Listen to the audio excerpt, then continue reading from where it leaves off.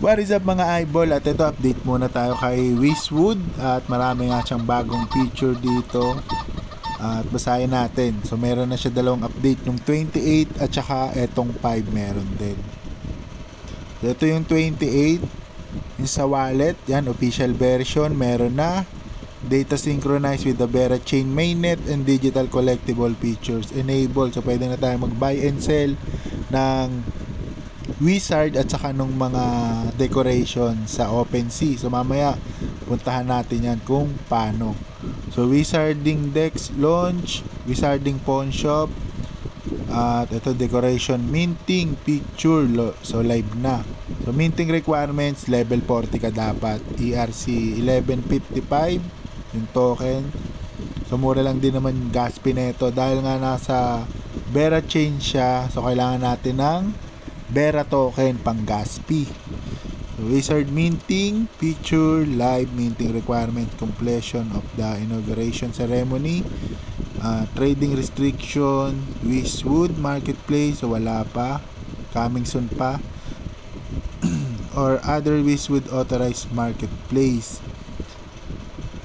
At ayun nga, kung mapapansin ninyo, noong nakaraan pa wala na yung Wizard chest. Yan, hindi na siya available. So makakakuha na lang tayo ng Wizard kapag bumili tayo sa market. So yung mga nakapag-maximize, nakabili ng Wizard, yun, congrats, magagamit nyo yun, mapapamahal nyo kasi pwedeng i-upgrade. So, 1-star Wizard can use silver coin to level up. Dati kasi gold lang yung pang level up dun sa 1-star na Wizard. So ngayon pwede nang silver na lang yung pang upgrade natin. So ito naman new language lang. At eto nga, yan, nagtitrade na sila sa OpenSea. At ito naman March 2. So nag-maintenance lang. So alam ko March 5 yon. Ayun, eto. Yan, update 2.0.2. So kasi yung 28 2.0.0.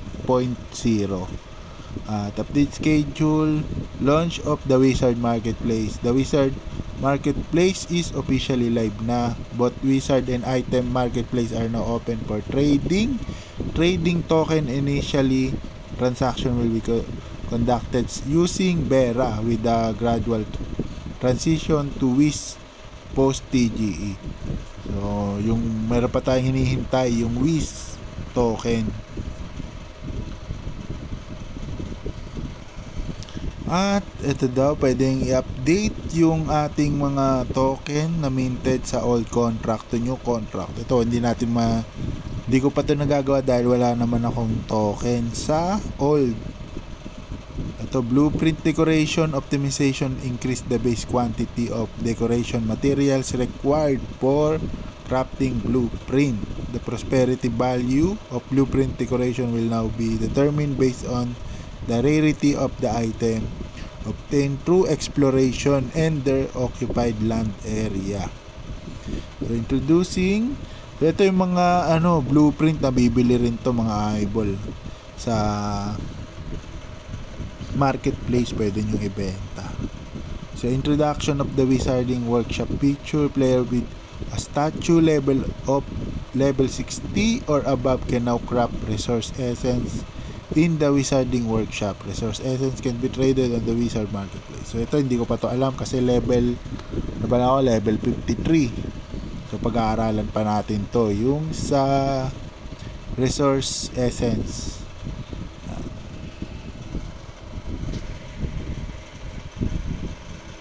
So dito punta muna natin, kunin ko lang to para hindi sayang ang oras, makatulog tayo ng maaga.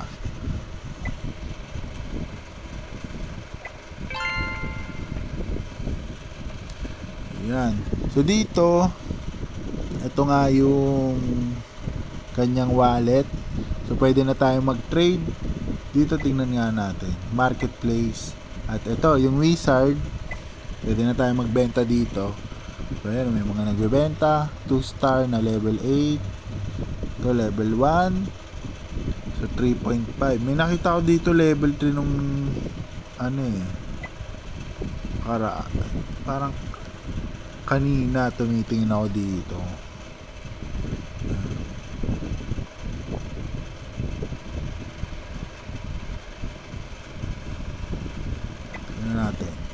Ayun oh, level 3. Grabe naman yan, level 3 oh. 60 beras binibenta, paldo. So ito level 3. Ito ang daming skill oh.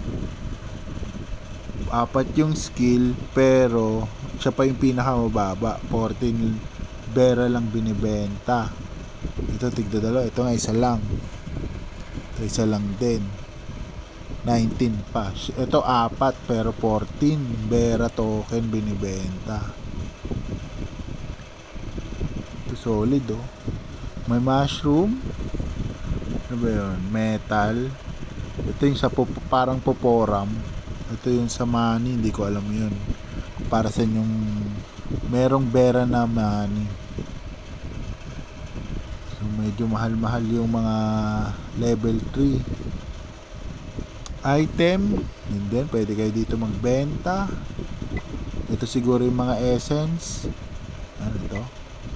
Yun nga oh. Ito, ethereal essence. Usable level 80. Para saan ba to? Wala nakalagay kung para saan. Obtain ethereal 50,000 after use. Yun pala yun. Ethereal. Ito ba yun sa ethereal? Dito sa assets. Ito ethereal 50,000 daw. Pwede na pala ako mag-ups. Mag-ups muna tayo ng statue. So level 54 na. Level 54 na ako.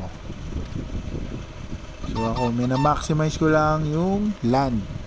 Kasi yung prosperity nagbibigay din yan sa mining. Sana maglabas ulit sila ng mining para ma-maximize natin. Punong-puno yung land.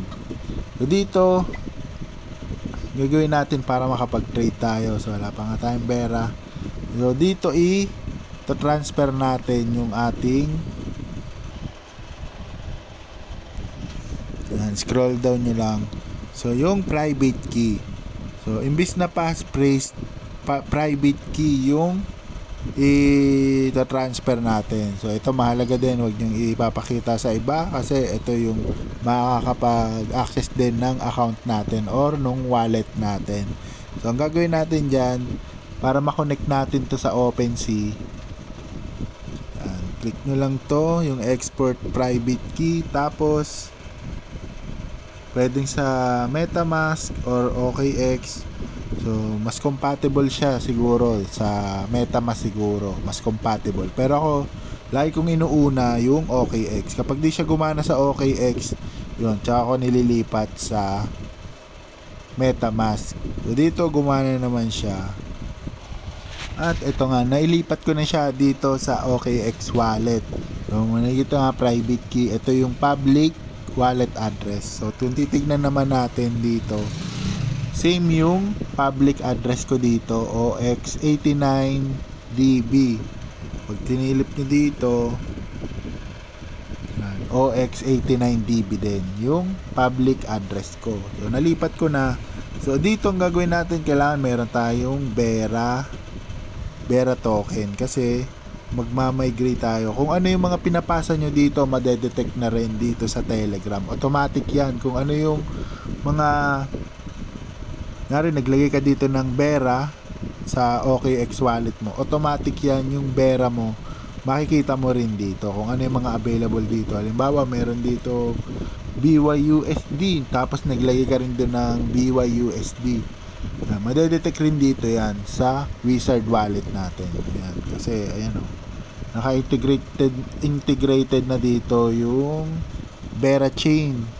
So ito yung mga stable coin. Ito na BTC na nasa Bera. Ito naman Ethereum na nasa Bera. So dito nga ay pwede na tayong mag-transact dito sa loob kasi parang lalak mo to Ayan, i-mint natin on chain. So, wala akong Bera kaya yan, your gas is insufficient. Pero kung meron kang pang gas fee, mamimint mo na yan sa chain, tapos pwede mo nang ibenta sa market. So punta ka lang dito yan, sa crypto Diagon Alley sa marketplace. Tapos makikita mo rin dito. Yan, makikita mo na dito yung mga pwede. So dito naman pwede nyo rin na-explore itong mga item sa OpenSea. Punta lang sa OKX, sa Discover, tapos OpenSea.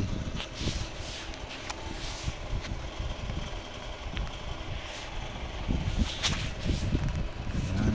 Go to OpenSea, connect lang natin yung wallet natin.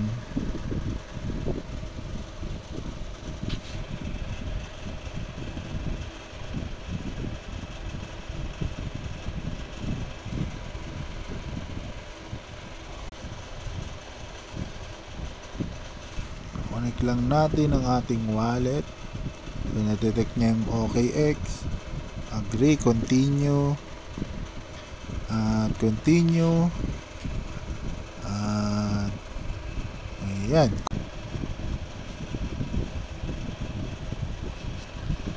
Tignan natin dito. Gaming. Sa gaming.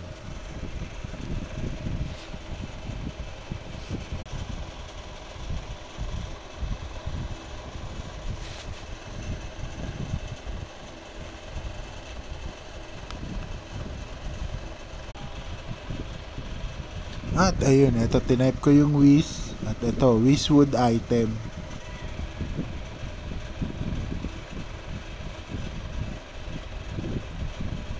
At ayan, so pwede nyo dito mamili ng mga Wishwood item. Pwede rin kayo mag-sell syempre. Pero syempre, imimint nyo muna yung mga item sa chain bago kayo makapagbenta dito sa OpenSea.